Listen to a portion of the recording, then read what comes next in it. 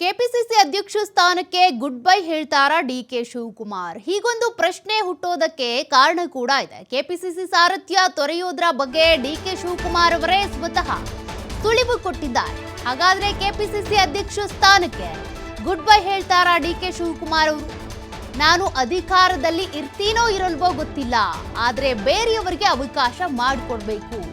ನಾನು ಪರ್ಮನೆಂಟ್ ಆಗಿ ಇರೋದಕ್ಕಾಗಲ್ಲ. ಆಗ್ಲೇ ಕೆಪಿಸಿಸಿ ಅಧ್ಯಕ್ಷನಾಗಿ 6 ವರ್ಷ ಆಗೋಯ್ತು. ಡಿಸಿಎಂ ಡಿಕೆ ಶಿವಕುಮಾರ್ ಅವರು ಕೊಟ್ಟಿರುವಂತ ಹೇಳಿಕೆ. ಡಿಸಿಎಂ ಆದ ತಕ್ಷಣ ಬಿಡಬೇಕು ಅಂತ ಇದೆ, ಅಂದ್ರೆ ಕೆಪಿಸಿಸಿ ಅಧ್ಯಕ್ಷ ಸ್ಥಾನವನ್ನ ಬಿಡಬೇಕು ಅಂತಿದೆ. ಖರ್ಗೆ ಹಾಗೂ ರಾಹುಲ್ ಗಾಂಧಿ ಅವರು ಮುಂದುವರಿರಿ ಅಂತ ಹೇಳಿದ್ರು. ಆದ್ರೆ ಕಾರ್ಯಕರ್ತರ ಸ್ವಾಭಿಮಾನಕ್ಕೆ ಧಕ್ಕೆ ಬರಬಾರದು. ಹಾಗಾಗಿ ಕೆಪಿಸಿಸಿ ಅಧ್ಯಕ್ಷ ಸ್ಥಾನವನ್ನ ಬಿಟ್ಟು ಕೊಡೋದ್ರ ಬಗ್ಗೆ ಡಿಸಿಎಂ ಡಿಕೆ ಶಿವಕುಮಾರ್ ಅವರು ಸುಳಿವು ಕೊಟ್ಟಂತೆ ಇದೆ. ಕೆಲವರು ಪಕ್ಷದ ಕಚೇರಿಯನ್ನೇ ಮರ್ತು ಬಿಟ್ಟಿದ್ದಾರೆ, ಪಕ್ಷ ಅಂದ್ರೆ ದೇವಸ್ಥಾನ ಅನ್ನೋದನ್ನೇ ಮರ್ತಿದ್ದಾರೆ ಅಂತ ಕೂಡ ಈ ಸಂದರ್ಭದಲ್ಲಿ ಡಿಸಿಎಂ ಮಾತನಾಡಿದ್ದಾರೆ. ಯಾರು 100 ಕೆಪಿಸಿಸಿ ಕಟ್ಟಡ ಕಟ್ಟೋದಕ್ಕೆ ಆಸಕ್ತಿ ವಹಿಸಲ್ಲ ಅಂತವರ ಪಟ್ಟಿ ನಾನು ಹೈಕಮಾಂಡ್ಗೆ ನೀಡ್ತೀನಿ ಅಂತ ಕೂಡ ಕೆಪಿಸಿಸಿ ಅಧ್ಯಕ್ಷರು ಆಗಿರುವಂತ ಡಿಸಿಎಂ ಡಿಕೆ ಶಿವಕುಮಾರ್ ಅವರು ಹೇಳಿಕೆ ಕೊಟ್ಟಿದ್ದಾರೆ. ಹಾಗಾದ್ರೆ ಅವರು ಕೆಪಿಸಿಸಿ ಅಧ್ಯಕ್ಷ ಸ್ಥಾನಕ್ಕೆ ಗುಡ್ ಬೈ ಹೇಳ್ತಾರಾ? ನೋಡ್ಬೇಕಿದೆ. ಆಸಕ್ತಿ ಇಲ್ಲ ಅವ್ರಿಗೆ. ಡೆಲ್ಲಿಯವರೇ ಟೈಮಲ್ಲಿ ಉತ್ತರ ಕೊಡ್ತಾರೆ, ನಾನು ಉತ್ತರ ಕೊಡೋದಿಲ್ಲ ಅನ್ನೋ ಮಾತನ್ನ ಈ ಸಂದರ್ಭ ಹೇಳಲಿಕ್ಕೆ ನಾನು ಬಯಸ್ತಾ ಇದ್ದೇನೆ.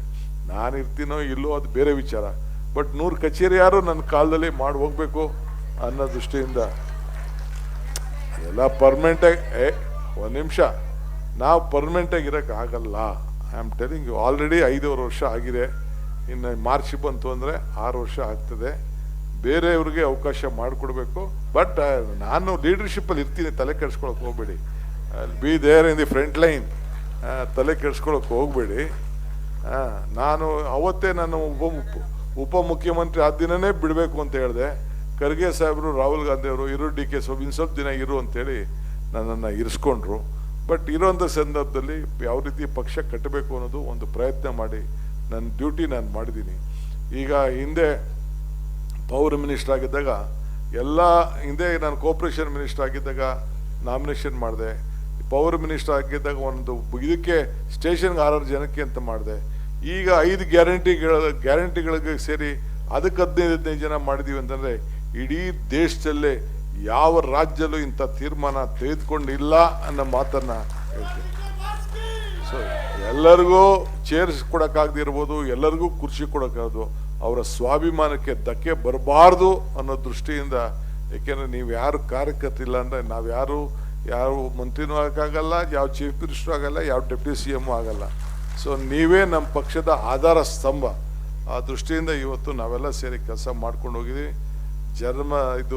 ಇವತ್ತು ಇಂದಿರಾ ಗಾಂಧಿಯವರ ಜೀವನ ಮಹಿಳೆಗೆ ಒಂದಲ್ಲ, ಇಡೀ ನಮ್ಮ ಸಮಾಜಕ್ಕೆ ಒಂದು ದೊಡ್ಡ ನಾಯಕತ್ವಕ್ಕೆ ಒಂದು ದೊಡ್ಡ ಶಕ್ತಿ. ಇವತ್ತು ಭಾಳ ಸಂತೋಷದಿಂದ ಅವರ ಜನ್ಮದಿನವನ್ನು ನಾವು ಆಚರಣೆ ಮಾಡ್ತಾ ಇದ್ದೇವೆ. ನಿಮ್ಮೆಲ್ಲರೂ ಕೂಡ ಶುಭವಾಗಲಿ. ಎಲ್ಲರೂ 100 ರೂಪಾಯಿ ಕೊಟ್ಬಿಟ್ಟು ಈ ಪುಸ್ತಕ ಎತ್ಕೊಂಡು ಹೋಗಿ. ಎಲ್ಲ ಮತ್ತು ದುಡ್ಡಿಲ್ಲ ಅಂದರೆ ಎಲ್ಲಿ ನಡೀತದೆ, ಎಲ್ಲ ವೈಟ್ ಅಮೌಂಟ್ ಬೇಕು.